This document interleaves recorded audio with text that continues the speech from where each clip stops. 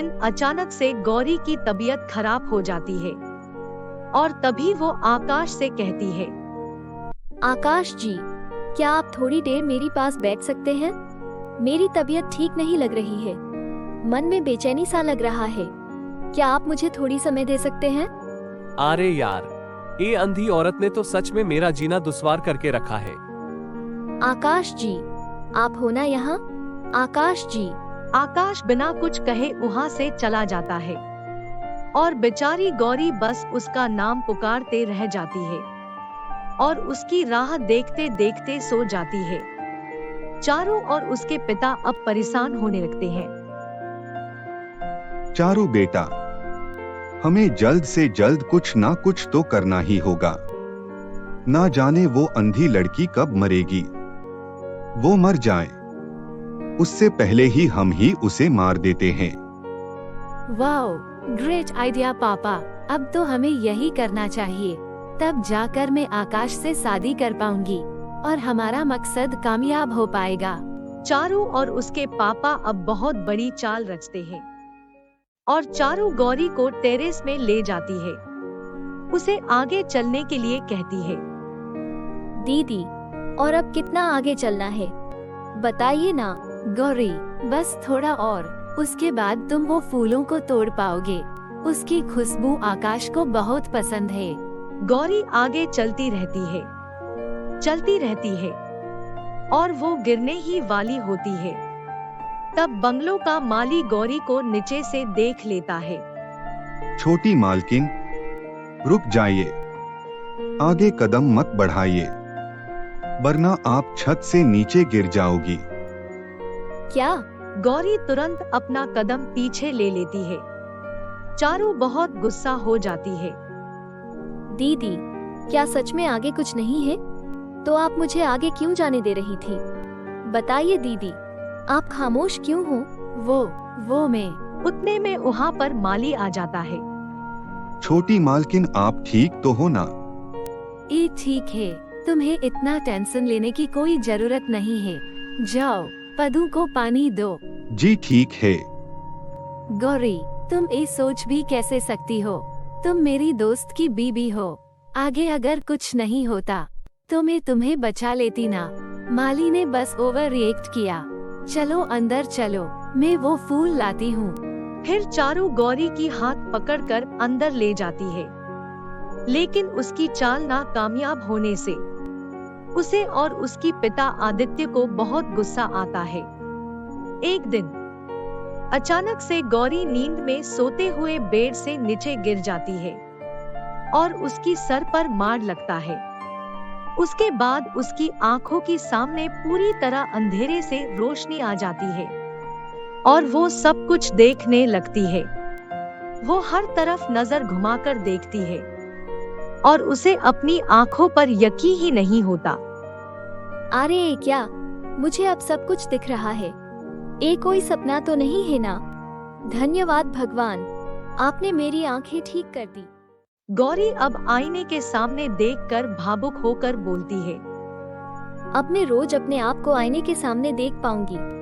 Doctor ने बचपन में ही कहा था, मेरी आंखों की रोशनी या तो फिर कभी नहीं आएगी, और आए भी तो अचानक से कभी भी आ सकती है, वो भी भगवान की करिश्मे से। चलो मैं सबको जाकर ये खुश खबर देती हूँ। सब कितने खुश हो जाएंगे, और तो और मैं अपनी कान्हा आकाश जी को भी देख पाऊंगी।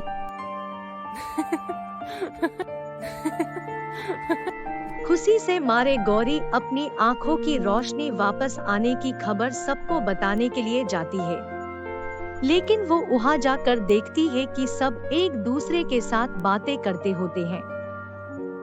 हमारी आकाश की मृत्यु दोष के कारण हमने उस अंधी लड़की से आकाश की शादी कराया और आकाश की मृत्यु उस अंधी लड़की के ऊपर चली गई, लेकिन अब तक वो नहीं मरी। अभी कितने महीने बीत गए हैं। इसलिए तो रीना भाभी, मैं बोल रहा हूँ कि ये सब और कितना दिन चलेगा। आकाश और चारू एक दूसरे से कितना प्यार करते हैं। अगर वो गौरी नहीं मरी तो क्या ये दोनों कभी शादी नहीं कर पाएंगे? मुझे भी उसके साथ रहने के लिए घुटन जैसा लग रहा है माँ। पता नहीं कब उससे छुटकारा मिलेगा। आकाश बेटा, अब कुछ दिन और तुम्हें इंतजार करना पड़ेगा। इस साल की खत्म होने से पहले वो अंधी मर जाएगी और इस साल की खत्म होने में अब 3 महीने ही बाकी है। अपने साथ हुए इतने बड़े धोखे के बारे में जानकर गौरी की दुनिया उसकी पैरों पैरों तले तले जमीन खिसक गई हो। अपने साथ हुए इतने बड़े धोखे के बारे में जान जिस आकाश को वो अपनी कान्हा समझ के प्यार कर रही थी, वो तो कभी उससे प्यार किया ही नहीं। और जिस परिवार को वो अपना समझ रही थी, वो परिवार तो उसकी मौत का इंतजार कर रही थी। गौरी की आंखों से आंसू की धारा बहने लगी। इसका मतलब मेरे अंधेपन का इन सब ने फायदा उठाया, मुझे इतना बड़ा धोखा दिया। और मैं क्या सोचती रही, मेरे साथ ऐसा क्यों हुआ भगवान, क्यों हुआ?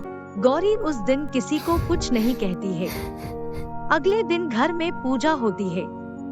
तभी ऊपर की फ्लोर पर बड़े बड़े बर्तनों में सारा खाना बन रहा होता है।